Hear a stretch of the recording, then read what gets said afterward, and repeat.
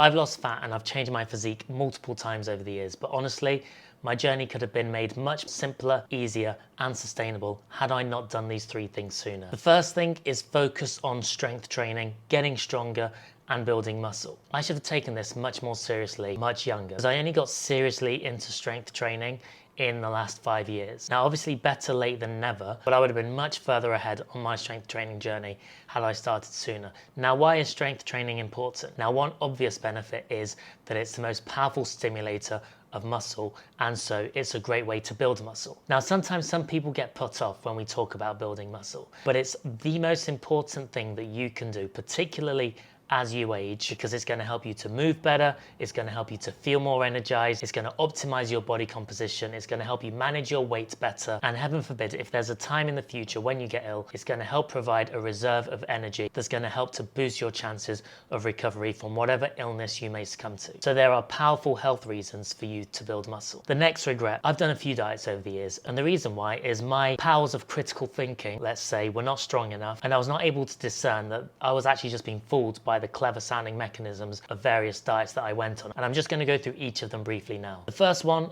4 Hour Body. So this was a book by Tim Ferriss, and this diet was definitely the worst and most destructive diet I've been on. I definitely lost a lot of weight, but I was restricting carbs, and this book even convinced me that fruit was bad, purely because the diet is all based around keeping your insulin levels low. And by now, thankfully, I've realized that the carbohydrate insulin hypothesis of obesity is just wrong. When it comes to weight loss, it is all about getting into a calorie deficit. That being said, I did the 4 Hour Body. Energy levels plummeted, particularly towards the end of the week. It created a terrible relationship with food. Cheat days became the norm, but these cheat days, I just went above and beyond.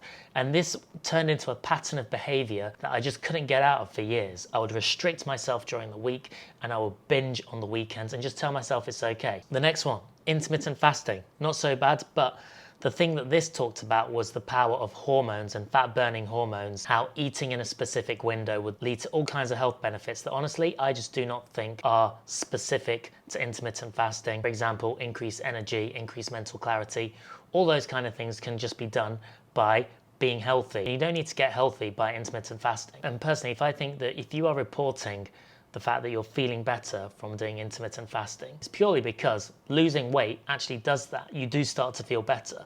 And the reason why you're losing weight is because by narrowing this eating window that intermittent fasting puts you in, you are minimizing your chance of eating more calories. Whilst I did have success on that diet, I wish that I understood the mechanism as to why it was working, which is purely because it was putting me into a calorie deficit. This is the next worst diet I've been on, and I massively regret this one. It's the paleo diet. The reason why I massively regret this is because I went on this diet at a time when I was boxing training, which demanded a lot from me physically and mentally. And the paleo diet essentially made me stop eating as much carbohydrates as I needed to eat. And as a result of that, things started to happen that were not good. Energy levels really low. Libido at a point just became non-existent. And those were the two most startling things. And yet I persisted because I was losing weight. And because I was boxing as well, I had to make a certain weight. But the way that I did this was completely unnecessary and unsustainable.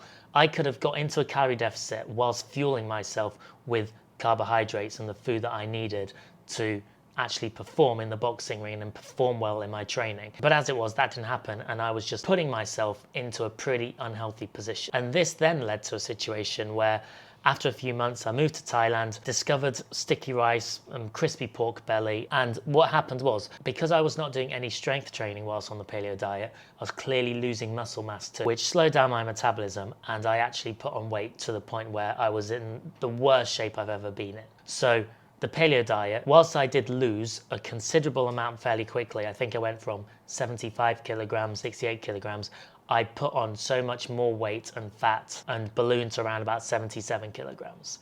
which was not good. Whilst I'm on the topic of diets, I think it's even worse now. So-called experts are given huge platforms, invited on podcasts, and basically able to say whatever fits in with the book they're trying to sell, with a product they're trying to sell, and they can essentially say what they want unchallenged. As long as they're an expert, as long as they have the credentials. Thankfully, there are people out there, such as Layne Norton, who do use evidence-based approaches to challenge what they say. But sadly, the people who need to hear these challenges don't hear them. They're just watching these podcasts and thinking, this clever guy said something that makes sense and sounds clever. Evolutionary mechanisms. Therefore, this must be how it works. Therefore, I subscribe to his view, and that's what I'm going to do. I really recommend that you start to follow more evidence-based people such as Layne Norton, Dr. Ids, who will use an evidence-based approach to dismiss some of the wild claims that are being made out there, and which are, quite frankly, confusing you and encouraging you to keep making the mistakes that I regret that I made. The final one, when it comes to my training, I wish I stopped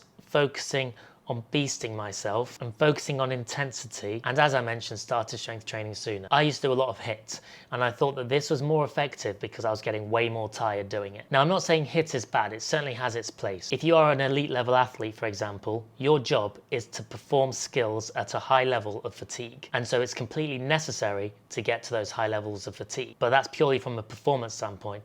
The thing is, we often look at these athletes and we look at the way that they're built, how lean they are, we see how they train, them beasting themselves, and we assume that what they're doing and how they're training is necessary to get a physique like that. The reality is they could actually have the physique like that without being so extreme. And this is actually a good mindset shift to have, because if you realize that it's not about beasting yourself, you can actually focus your efforts on things that are way more important and much more sustainable, because it's not sustainable to train at a super high intensity for a prolonged period of time. And so that's it, guys. They're my 3 regrets that I wish I hadn't made. And I think the biggest ones are certainly the diets that I experimented with, but not strength training was a big one. And focusing on trying to beast myself was also a big one. And I think that if you're watching this and you're trying to craft a lean physique and trying to get into the best shape of your life, it's really important that you know what you should be focusing on, which is getting into a calorie deficit, but making sure that you're not following rules that are actually unnecessary. Strength training, so making sure that you're focusing on building up your muscle mass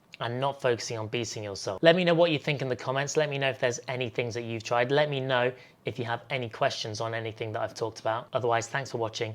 Don't make my mistakes, and I'll see you in the next video.